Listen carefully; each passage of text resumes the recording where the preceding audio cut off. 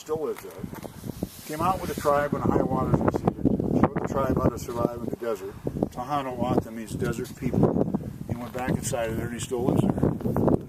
Comes out periodically, comes over to Kitt Peak because Kitt Peak has flat spots and it's called Itoi's Garden by the Tohono. So that mountain, Barbekivari, and this mountain, Itoi's Garden, are the two most sacred peaks to the Tohono. That's why they had some concerns when they came here. The other thing to point out here is interesting. You'll never see a set of mountains like this any other place in the world. These mountains are formed differently than most mountain ranges. These mountains are formed in a process called basin and range. Most mountains are formed when two plates come together, one goes over the other, and you wind up with a mountain range. You've got mountains coming up to it, foothills. It's not how these were. These were formed by the west coast, pulling apart from here, the valleys dropping, and the granite peaks popping through.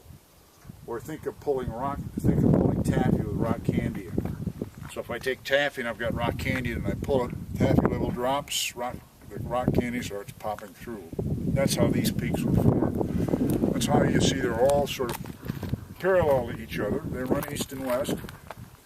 And they all have the same general look. Here they're called sky islands. If you live in this area, that's a very important thing. They're called sky islands for two reasons. They look like islands in the sky.